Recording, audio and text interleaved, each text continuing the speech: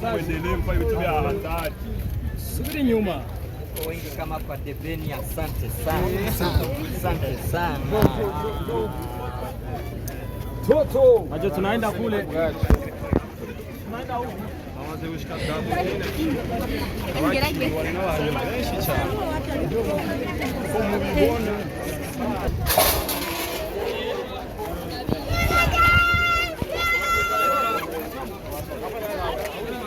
Msimame huko, acha waende msimame. Kwa hivyo. Msimame, ona msimame. Dabo kwa. Ona msimame huko. Twageni nyuma. Twageni nyuma. Twageni nyuma. Ule kula. Asa twageni nyuma. Twageni nyuma. Twageni nyuma. Twageni nyuma. Twageni nyuma kwa kazi. Twageni nyuma kwa kazi neza. Twageni nyuma tukora kazi neza. Twageni nyuma, twageni nyuma. Kaka mtoka kwa nyuma, mpe hiyo.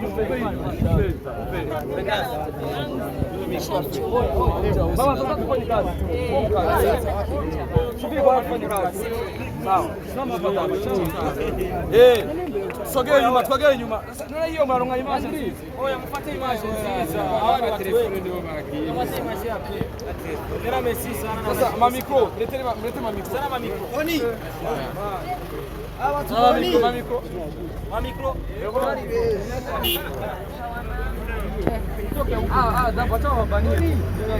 Wewe, moyo wabanie huko kwa sababu. Oi. Mikro zanyu sasa mikro. Barati ya mikro. Kandi iriko nga. Oya, bali. Nenda iko reki. Bali. Uko tayari mtaniambia? Mikro. Chunga. Berlin. Oh, picha nyuma. Mtaniambia uko tayari?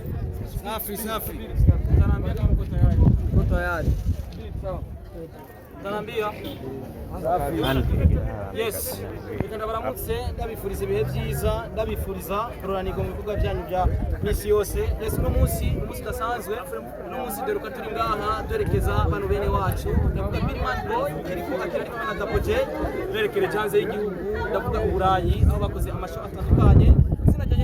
Ndazi ko muri hano mufite ibibazo byinshi bitandukanye, twabonye byinshi bitandukanye, twabonye amashow atandukanye, baragiye Sweden, baraja mu Faransa, muri Belgique, Allemagne ndetse n'amatasumira, hari n'amashow menshi asigaye hariya anye boba basubirayo gukora, bisigura yuko iyo umuntu akoze neza ibintu biragenda neza cyane. Turatangura n'ibibazo randi promoter ko tayari kabisa.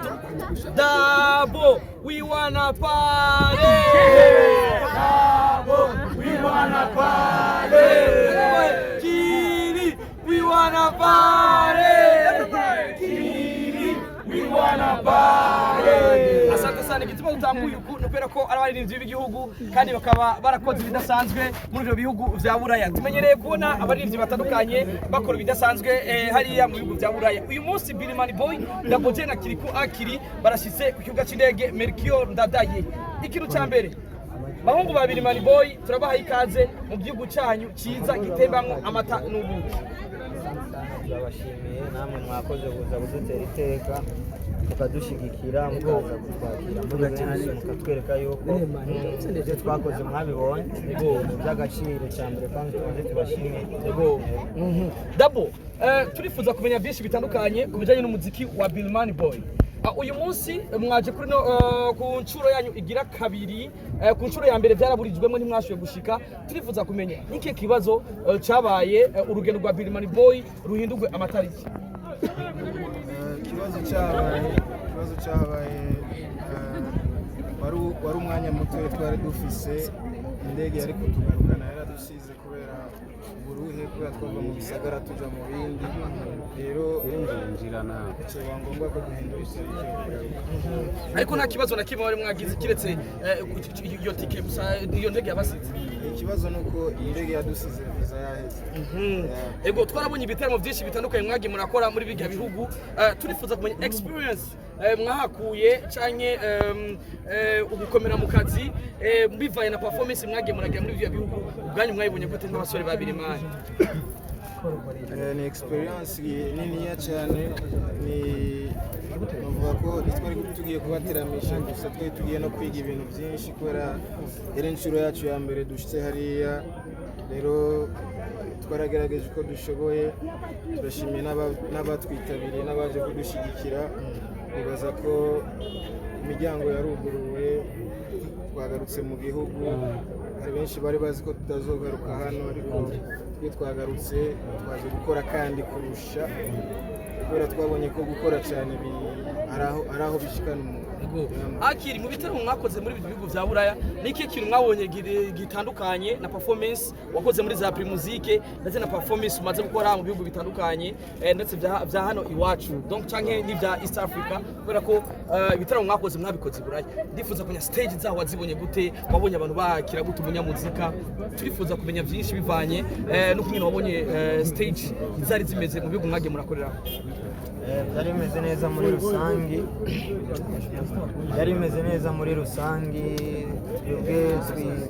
twize byinshi kandi nibaza yuko ari intambwe nini twateye kubera yuko twahuye n'abantu bagiye batandukanye ariko ikintu bitandukanye nabo ngaha nuko abahariya iyo bakwishimiye barakwishimira yo nta muntu ashobora kuza muri concert yawe aje kwicara nta muntu yori amahera aje kwicara arisha amahera abaje kuryoherwana nawe abaje kugaragariza ko agushigikiye kandi agukunda.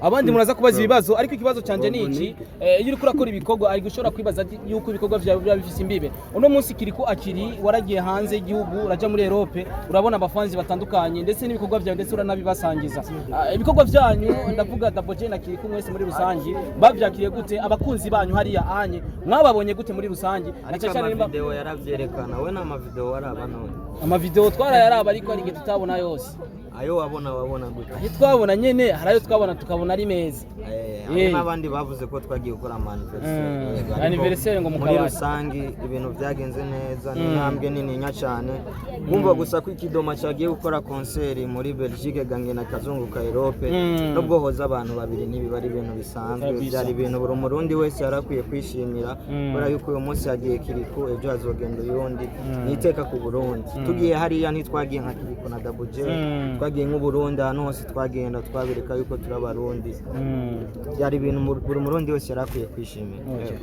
Ikibazo ca mbere mfise karibu sana kwanza mu Burundi kubera ko muramaze kwezi kurenga muri mu mahanga nibaza ko ari iteka kuri mwebwe mugabo muje hari ibindi bikorwa mufise ngaha mu Burundi mu gihe hari benshi bari barindiranye igishika bitewe gutse guperforminga itaki 31 mu ntara ya Ngozi ikibazo ca kabiri naco hari ikibazo cabaye kuri Kiriko mu gihe wari uri hanze ku ndirimbo yawe Lala mbega nikiye kibazo cagenze gute mu gihe abantu benshi babonye igenda n'umusaheze indwi zirenga zibiri itari kuri rwa YouTube habaye ikihe kibazo mbega uno munsi indirimbo yarabuze burundu canke izogaruka nibazo bibiri witegure gute itaramo cyo mu ntara ya Ngozi mbega nikiye kinaba abakunzi banyu bo kwitega mu muziki w'u Burundi abakunzi bacu bitege kuryoherwa cyane inje nzanye na bimamatwi y'urugwaruka rushasha yanje narakoze indirimbo hariya nshobora kuyiperforminga kuri uwo munsi Ngozi kubijanye n'indirimbo yanje Lala no mumenyesha makuru twitije akantu kiwe kagatwara 3 secondes ni Krisizi yagakoresheje ariko ntavyo nigeze menya munyuma rero